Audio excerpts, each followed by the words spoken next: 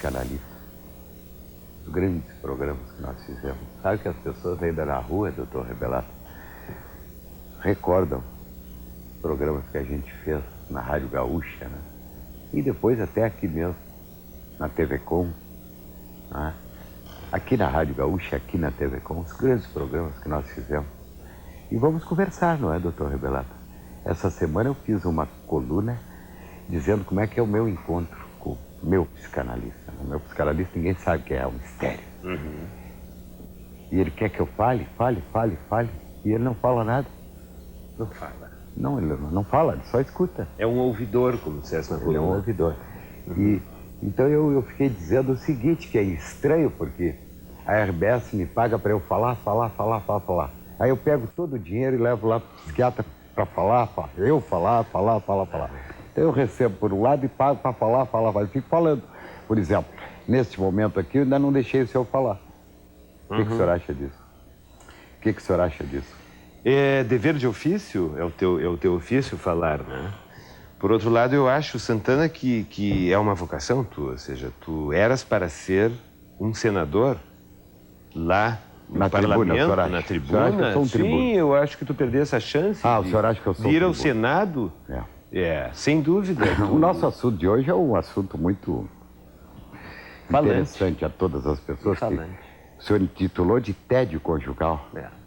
Tédio conjugal. Em homenagem às tuas colunas, Santana, que são sempre e inexoravelmente tocantes, viscerais, intrigantes e excitantes. Modéstia à parte, é impressionante o sucesso das minhas colunas quando eu falo no atrito básico existente entre o homem e a mulher que vivem sob o mesmo teto. É impressionante o sucesso. O que quer dizer, professor, segundo as pessoas me dizem, que elas se identificam com os fatos ali comentados, narrados e vivisseccionados. Tu tens duas propriedades, duas faculdades invejáveis e inimitáveis, Santana. A primeira é que tu não és um ser antenado, tu és um ser parabolizado.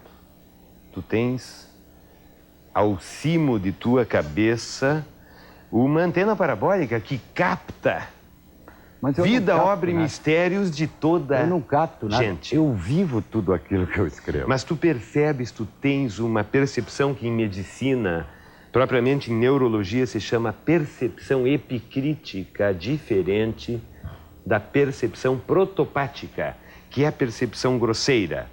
Malha grossa, pente grosso, e tu tens pente fino. Eu queria saber sobre o cansaço, o tédio e o fastio conjugais. Bom, eu queria saber sobre o Guilherme de Almeida, que eu sempre recito. Agora estão vivendo na mesma casa, homem e mulher. Agora que te tenho em minhas mãos e sei que teus nervos se enfeixam todos em meus dedos e teus sentidos são 5 brinquedos com que brinquei. Agora que não mais me és inédita, agora que compreendo que tal como te vira outrora, eu nunca te verei. Agora que de ti, por muito que me des, já não me podes dar a impressão que me deste. A primeira impressão que me fizeste louco, talvez, tenho ciúme de quem não te conhece ainda. E cedo ou tarde te verá pálida e linda pela primeira vez. É esse fastio, doutor. É a lembrança de um passado feliz e a constatação de um presente amassante. É isso que eu quero saber. Muito bem. Eu centraria toda a problemática que é absolutamente inesgotável.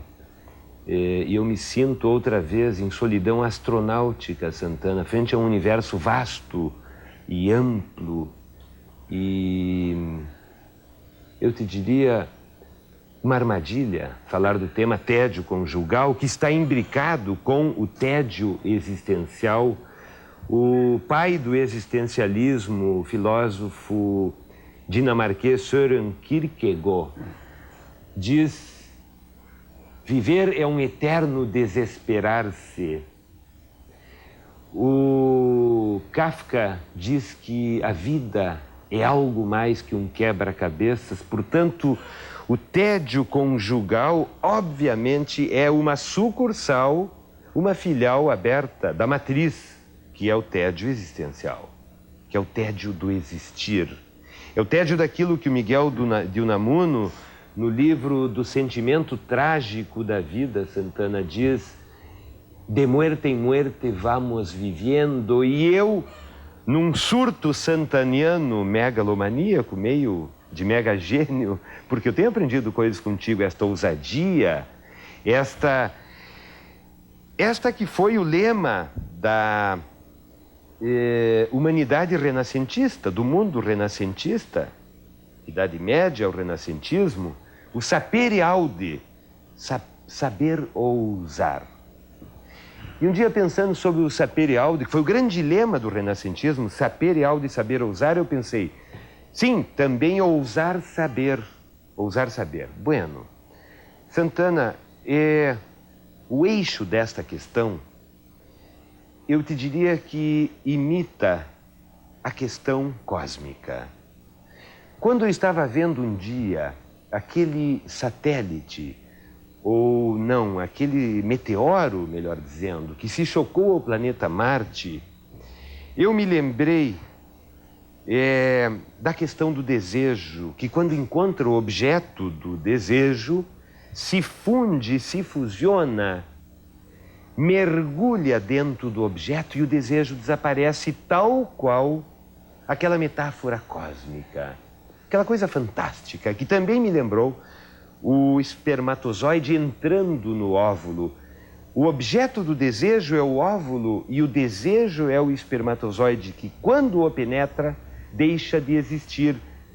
Da mesma forma como aquele asteroide meteórico penetrou e nós vimos pela TV no planeta Marte e deixou de existir. Portanto, a questão do tédio conjugal, Santana, se centra principalmente na morte do desejo, quando o desejo encontra o seu objeto. O desejo se satisfaz no objeto e vira memória, vira uma marca, uma cicatriz que delata a entrada no objeto da satisfação, da gratificação. Então há uma dialética infernal, Santana. Ou há desejo sem objeto, ou há objeto que já contém o desejo. Desejo satisfeito. Tu vês que esta situação complicou até a vida do nosso von Goethe. O Goethe dizia: vou ébrio do desejo ao prazer, e no prazer há que saudades do desejo. Então, quando nós estamos gozosos, prazerosos, satisfeitos, porque satisfizemos os nossos desejos, e é um elenco, é uma pleiade de desejos, nós temos saudades na gratificação, na satisfação, saudades de lá de trás, do outrora, de quando o desejo era aquela tensão que buscava a satisfação. Esse é um aspecto, Santana. Um outro aspecto... Outro que eu queria que o senhor me destrinchasse é o seguinte. Uma pessoa solteira tem as suas angústias, as suas frustrações, as suas desilusões.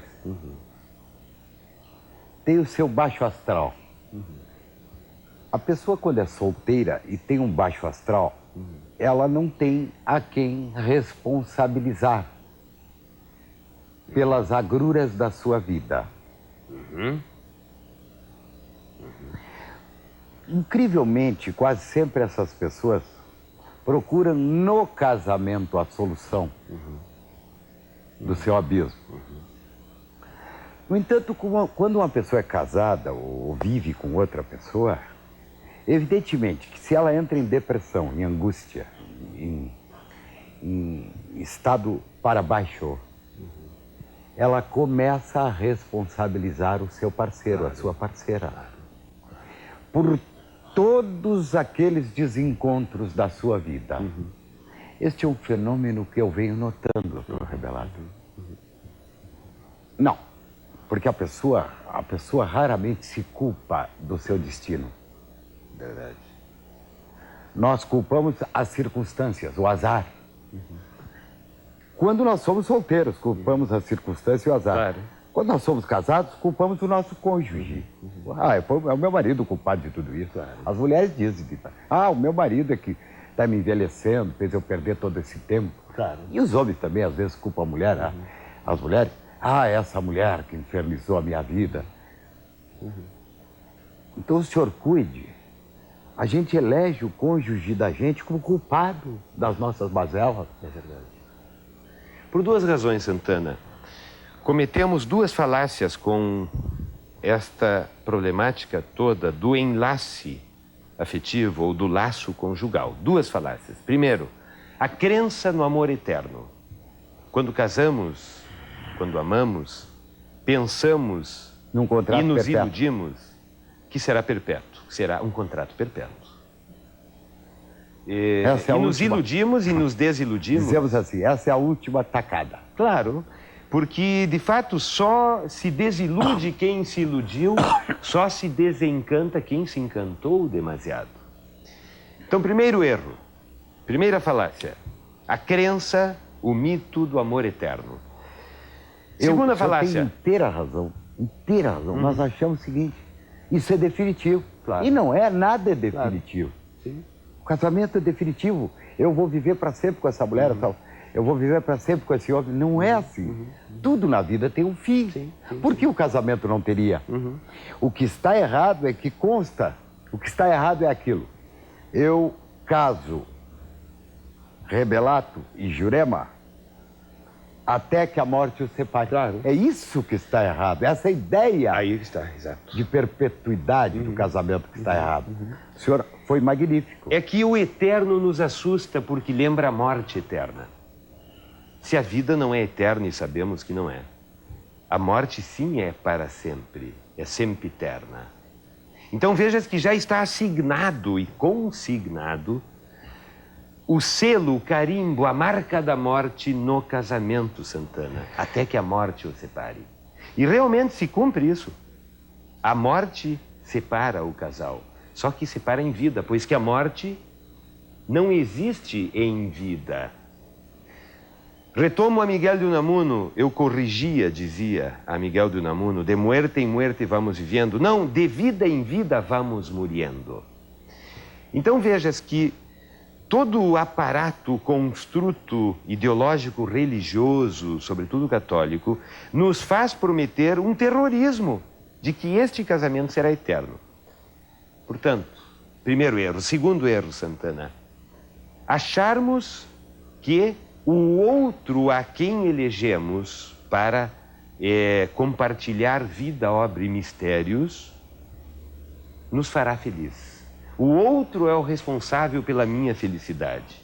Aí o que eu faço? Eu deposito todas as minhas esperanças, expectativas de felicidade no outro, o nomeio embaixador dos meus desejos. Foi para isso que eu fui buscá-lo? E cruzo os braços. Foi para isso que eu fui buscá-lo? Exatamente. Para me fazer feliz. Exatamente. Então, eu ponho nele uma carga imensa de responsabilidade. Exatamente. A parte... E eu me desobrigo da minha felicidade. Me desobrigo. Quem vai me fazer feliz é a minha mulher. Exatamente. Quem vai me fazer feliz é o meu homem, diz a mulher. Não é assim. Verdade.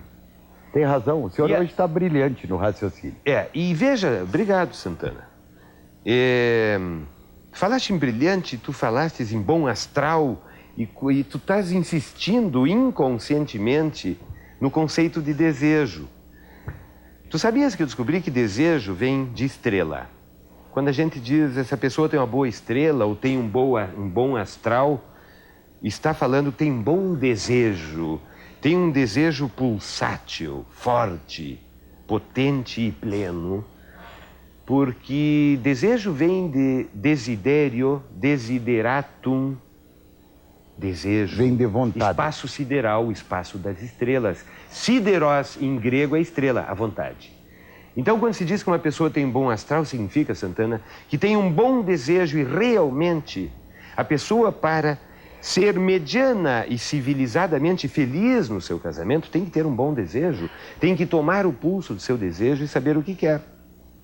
Eu só vou ter algo que eu desejo. Se eu não sei quem eu sou, eu não posso saber quem é o outro e o que eu quero do outro. Bom, Santana, a segunda falácia, o segundo equívoco, dizia, é esta depositação típica da primeira fase da descoberta do outro, que é a paixão, aquele momento convulsivo, enlouquecedor, em que nós buscamos nos apaixonar, e aí está um paradoxo.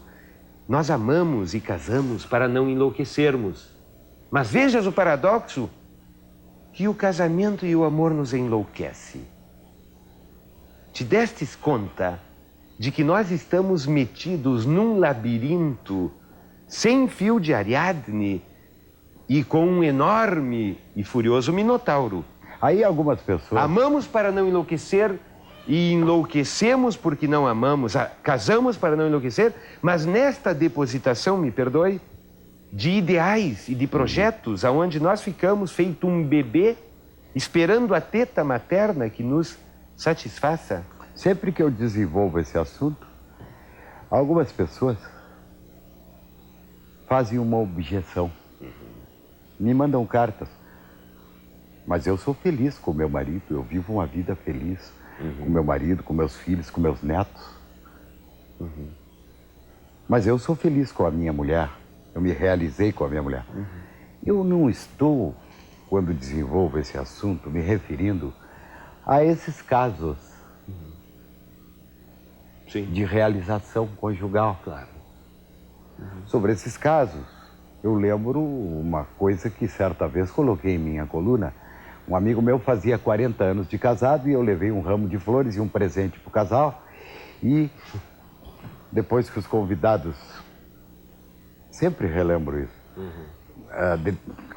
Depois, na fila dos convidados, quando chegou a minha vez, eu dei o ramo de flores e o presente para o casal e perguntei o que deu de errado no casamento de você.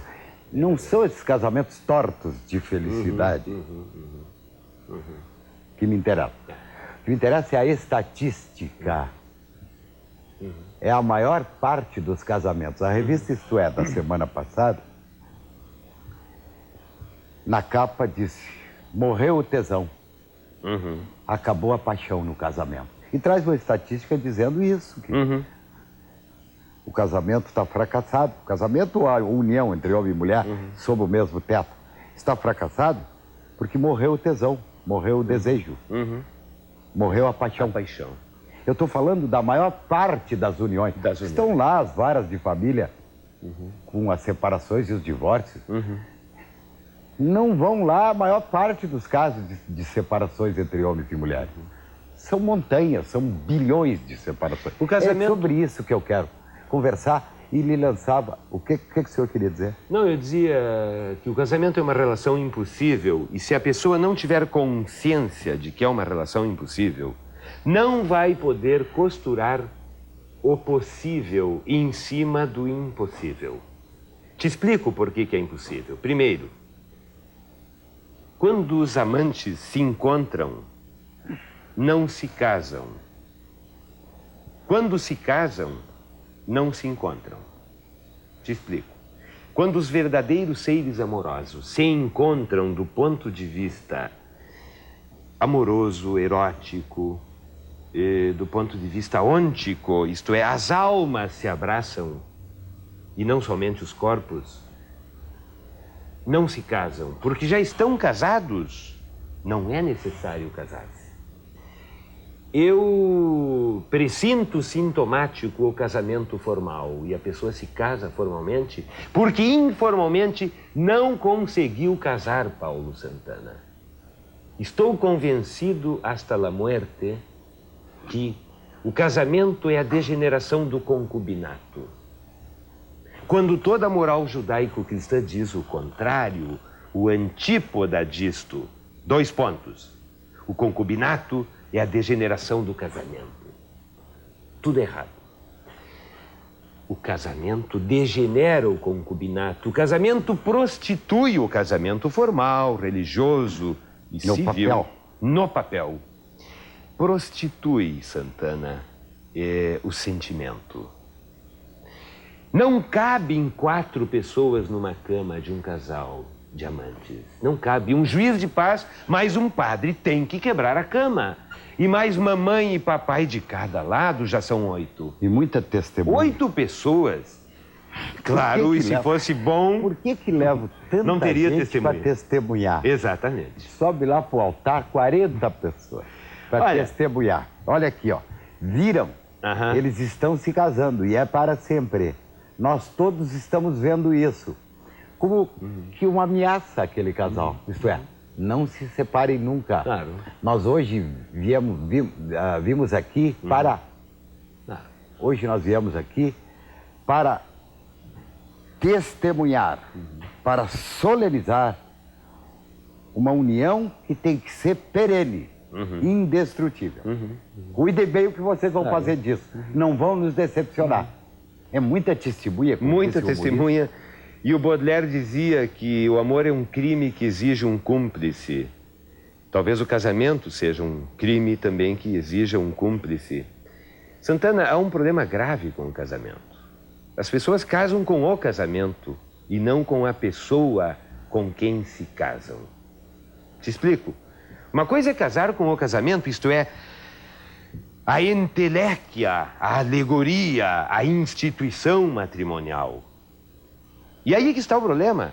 Quando o homem ritualiza essa formalidade, essa liturgia passada no papel, e induz ao pobre descuidado e desavisado, incauto, de que ele deve casar com o casamento e casar para outrem.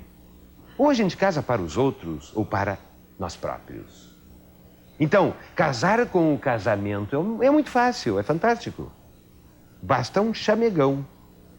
Agora, casar com a pessoa com quem me caso é outro assunto. Es outro cantar, es outro tango, dizem os portenhos. E habitualmente o que acontece é que as pessoas nunca conseguem coincidir o casar com a pessoa com quem se casa e com o casamento. Habitualmente o homem casa somente com o casamento e não com a pessoa com quem se casa para tributar algo ao society. A mulher, ao contrário, casa com a pessoa com quem se casa e não se casa com o casamento. E aí é que eu vejo o ponto, digamos, o ictus, a apoteose do conflito casadoiro, matrimonial. O nosso amigo Shakespeare dizia que na vida nós temos duas saídas, Santana. Ou nós somos angustiados ou alienados. To fight or to fly. Ou nós entramos nessa guerra de tomarmos consciência, portanto, sejamos angustiados pela consciência, ou nós nos alienamos e fly, voamos. A consciência de que, primeiro, nós temos que casar com a pessoa e não com a enteléquia institucional. Segundo, que o casamento não é eterno. Terceiro, que o casamento, Santana, nos provoca uma baixa de autoestima, pois que o casamento nos provoca uma dependência, não somente da liturgia legal, mas uma dependência do outro e baixa nossa autoestima. E começamos a acusar o outro porque tivemos que abrir o nosso coração e narcisismo para que o outro entrasse. Fazemos um pequeno intervalo para depois voltar a conversar sobre tédio conjugal com o psicanalista Paulo Alberto Rebelato.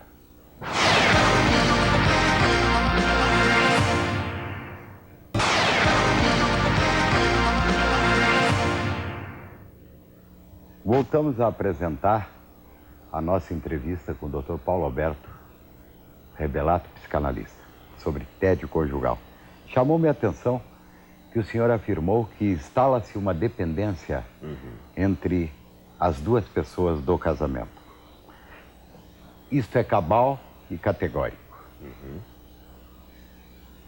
As pessoas não se apercebem que quando vão morar juntas, elas têm que diariamente, minuto a minuto, dia após dia, noite após noite, prestar contas dos seus atos ao seu companheiro, à sua companheira.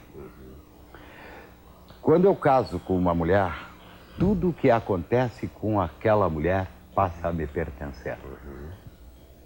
Tudo que acontecer de ordinário, de trivial, de profundo, de metafísico, de filosófico, de financeiro, de econômico, de carnal, comigo, pertence a ela. Todo fenômeno que se abate sobre a mulher reflete no marido. Todo fenômeno que se abate no homem reflete sobre a mulher. Isto é uma responsabilidade extraordinária. Imagine quando surgem os filhos. Aí se alastra a responsabilidade e a metástase. A metástase da responsabilidade. Porque tudo que acontece com o filho reflete na mulher e no marido, no pai e na mãe. Tudo que acontece com os pais reflete nos filhos. É um contrato de uma responsabilidade extraordinária. Sobre-humana. Para o qual, eu afirmo, o homem não tem forças para resistir. O homem não tem força para resistir tamanha responsabilidade do casamento. O senhor concorda comigo? Concordo, Santana. O homem não tem forças para resistir à própria vida. O homem é feito de carne e osso. O senhor acha que o homem é muito frágil? E tem que suportar uma vida como se ele fosse o homem de ferro. Os humanos são muito frágeis, doutor? Somos muito frágeis. Eu tenho uma questão para o senhor. Nós pouco nos sustentamos, Santana. Como vamos sustentar alguém que repousa sobre o nosso ombro?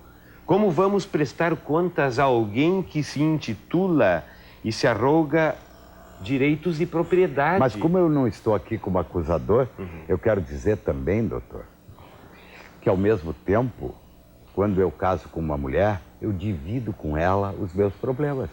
Ela é uma pessoa que vai me ajudar a resolver os meus problemas. E eu vou ajudá-la a resolver os seus problemas. É também um contrato de obrigações mútuas, de auxílio mútuo. É um contrato. O casamento é um contrato de misericórdia. O casamento é por isso que perdura e certamente é a única instituição humana que acabará com o final dos tempos, porque primeiro há necessidade de reprodução, ou seja, sobre decretar isso, logo em seguida vou falar. A morte do casamento é decretar a extinção da espécie humana, né, Santana? O casamento, por isso, é o triunfo da esperança sobre a experiência. Eu tenho uma questão instigante para o senhor e sei que o senhor vai desenvolvê-la com fluência. Eu afirmo, taxativamente, sem nenhum medo de errar, embora eu lhe licencie para objetar, eu afirmo, taxativamente, que o homem no casamento busca o sexo e a mulher no casamento busca a maternidade. Fale, doutor Rebelão. Santana... Pode discordar. Olha, eu inclusive li a tua coluna da quinta-feira, feriado, onde tu afirmas isso. Eu concordo em parte contigo. Concordo em parte contigo, Santana, porque o homem busca mais além do que o sexo. O homem busca roubar a maternidade da mulher. Por isso o homem a castiga de várias formas. Mas a mulher não busca a maternidade? Uma sobeja, a mulher busca a maternidade. No casamento ela busca a maternidade. Eu digo mais, eu afirmo audaciosamente que ela só busca a maternidade. E digo mais, quando ela se sente mãe, ela não enxerga mais o marido como marido. Enxerga o marido como pai do filho dela. Claro. Até porque o filho dela talvez venha a se torne muito mais interessante que o próprio marido, pois o filho é o amante, o homem tem de buscar a amante fora quando a busca. A mulher não. A mulher é Hauser, ela busca o amante das suas vísceras, do seu útero, ela fabrica o amante. A mulher triangulariza o casamento, Santana, com o filho. Eu concordo em parte contigo e te digo que tivesse uma brilhante intuição nietzschiana. O Nietzsche, em Zaratustra, diz: o homem para a mulher é um meio, um simples instrumento. meio. O fim é o filho. Olha, o senhor Eu não tinha Nietzsche, lido. Zaratustra. Não tinha lido. Foi o que eu disse. Foi o que eu quis dizer. A mulher usa o homem para ter o filho. O homem usa a mulher para ter prazer. Claro.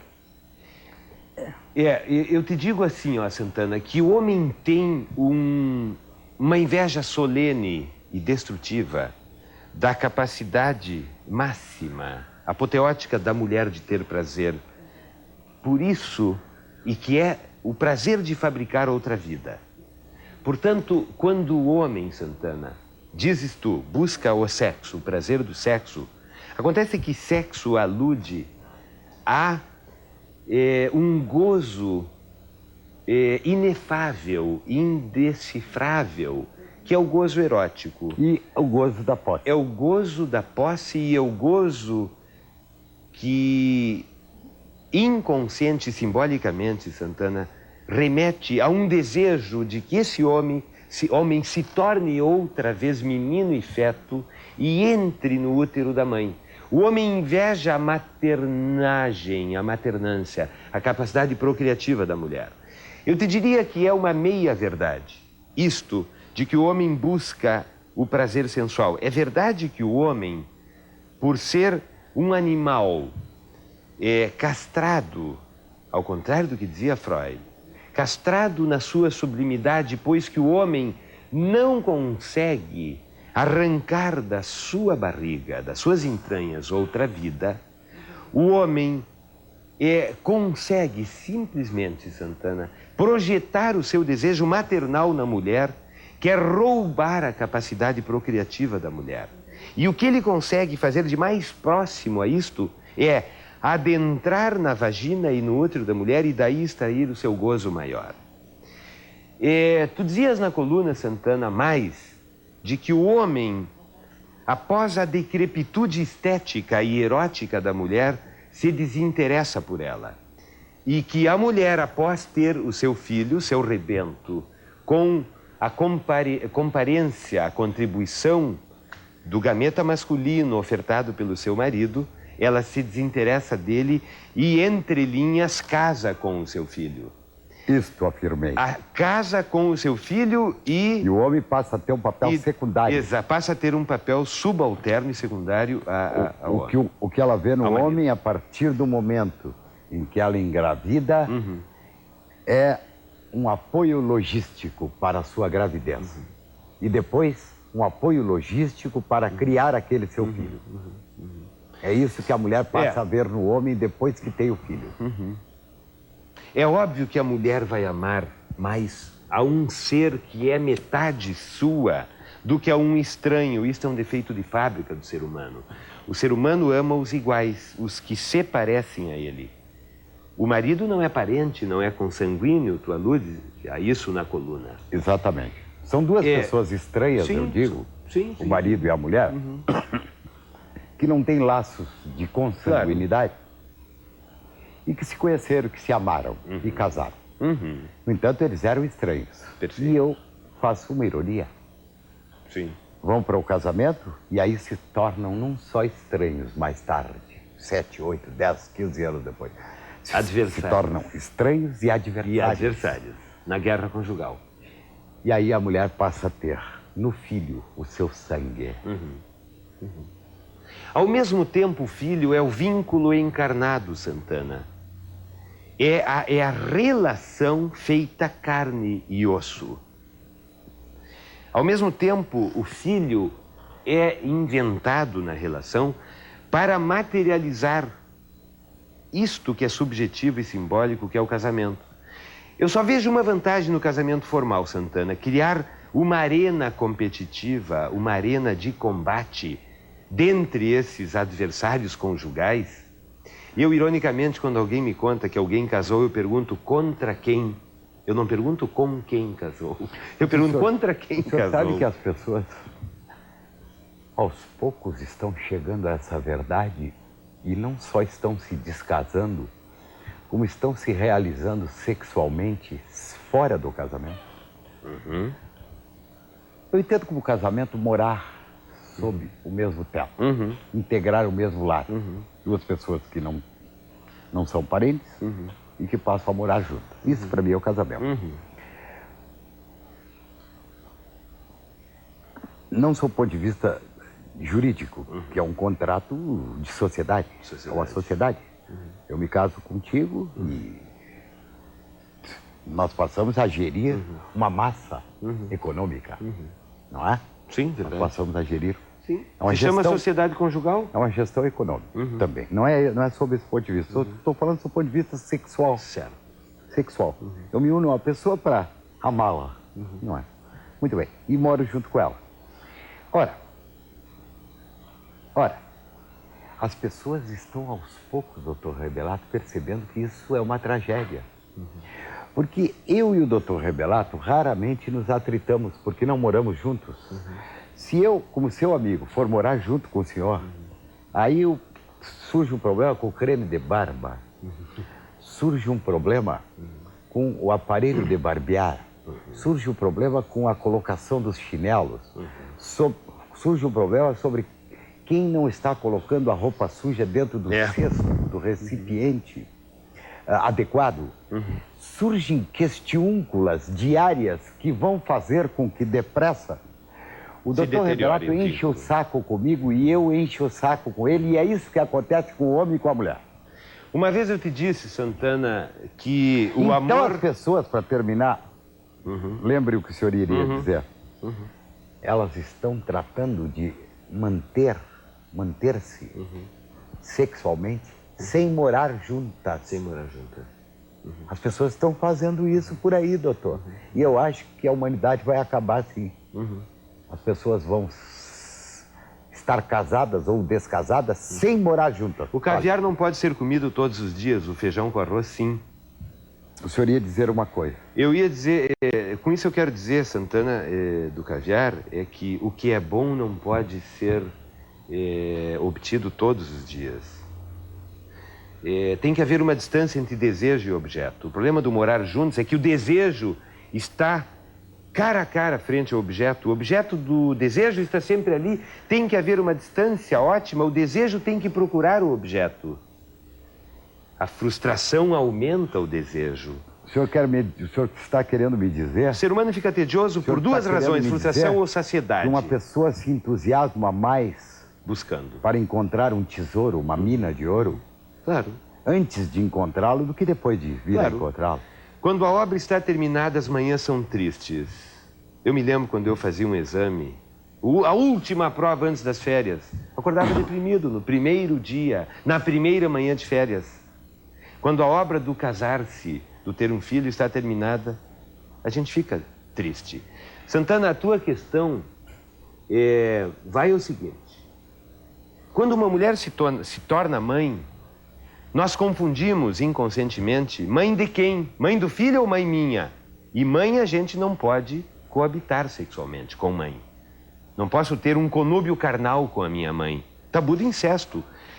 A minha fêmea, a minha mulher, quando se torna mãe do meu filho, se torna uma mulher sagrada, perdendo, subtraindo, me roubando profanidade, a condição de fêmea, de putana. Quis dizer que a minha mulher é a minha mãe não incestuosa. Exatamente. Isso que o senhor porque é mãe do meu filho. Há um problema sério, que é a questão do sagrado e do profano, Santana.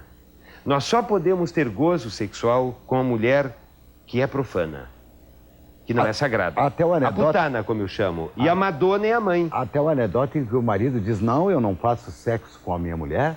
Você está louco? Transar com a mãe do meu filho? Exatamente. Claro. É uma anedota. Exatamente. Até um absurdo que os casais às vezes dizem, mãe, tu já notaste essa confusão? Pai, paizinho. A esposa chama o seu marido... Paizinho. Bem paizinho. Mãezinha, mãe... Há esta confusão e por isso que vão transar. Dá, mãezinha, dá tudo pro paizinho. Essa frase é uma frase inacreditável. É célebre, é célebre. Dá, lapidar, mãezinha. lapidar. Vem, mãezinha. Exatamente. Vem, mãezinha. Dá tudo agora pro paizinho. Exatamente. Juntinho, mãezinha. Olha, verdade. Isso é uma coisa impressionante. Há um imbróglio, Santana, uma confusão no inconsciente dos cônjuges acerca de quem é esta mulher que se tornou mãe do meu filho, quem é este homem que se tornou pai da minha filha. Então, eu não posso transar com esta mulher que eu maternizei, que ficou meio sagrada. Eu não posso e por isso eu vou buscar fora. Esse é um problema da infidelidade conjugal. O outro problema, Santana, é que nós somos seres insatisfacientes e o triângulo amoroso sempre nos atrai, pois que nós somos seres triangulares in natura. Nós viemos de um homem e de uma mulher, um pai e uma mãe, e éramos um triângulo edípico. O senhor está falando em possibilidade ou ameaça de traição? Ameaça de traição, exatamente. Santana, o problema... Para haver sucesso numa relação amorosa, é preciso que haja ameaça do triângulo, doutor? Claro, e uma forte ameaça apenas, ameaça. Eu te digo assim, ó, tu queres ver uma coisa? Remoto. O problema é que quando as pessoas casam, deixam de ser amigas, Santana, eu digo o seguinte, que a amizade dá, o amor empresta. A amizade dá. O amor empresta e cobra juros. E cobra juros e correção monetária e não pague para ver. Juros de Pedro Malan. Exatamente. E o pior, não somente o amor sequestra a capacidade de veicular a amizade, não é, recíproca dentre os cônjuges, como proíbe a amizade fora. Se eu caso com Maria, eu deixo de ser amigo de Maria. Eu sou somente o amante, o cônjuge, o marido de Maria. E pior, então não sou mais amigo o que era na fase do namoro. E pior, não posso ter amigos fora. Tu já pensastes que se tu quiseres jantar hoje à noite com uma amiga após o nosso programa, tu não podes? Provavelmente a tua esposa não te deixaria, como a minha não me deixaria. Eu não posso jantar com uma amiga. O casamento. Não. Então o problema, o casamento em si sequestra a amizade. O casamento é uma prisão, mas ainda, Santana, é a melhor prisão que nós podemos escolher. Eu habituo a dizer o seguinte, que o máximo de liberdade que um ser humano pode aspirar é escolher a prisão na qual quer viver. E eu escolho a prisão do casamento. De alta qualidade. De alta qualidade, por isso, repito, o casamento ainda é o triunfo da esperança sobre a experiência. E mais, é tão bom casar que a gente deve casar muitas vezes. O casamento é uma coisa tão boa que a gente deve casar diversas vezes. E o senhor muitas sabe, vezes. Eu preconizei na minha coluna que se extinga o casamento porque ele é uma instituição falida. Mas que se tenha o cuidado de não extinguir o casamento futuro. Para que não se acabe a esperança. Para que não se acabe a esperança. Acabou o casamento. Olha, de hoje em diante, atenção, na Constituição, artigo 1º, é proibido o casamento. No entanto, é permitido sonhar com o casamento. Artigo 1º, fica proibido casar. Parágrafo 1º, é permitido sonhar em se casar. Foi mais uma entrevista sobre todos os títulos atraentes, um papo descontraído e informal, com o psicanalista Paulo Alberto Reberato, dessa vez sobre um tema universal que é o tédio conjugal. Um bom fim de semana para todos vocês.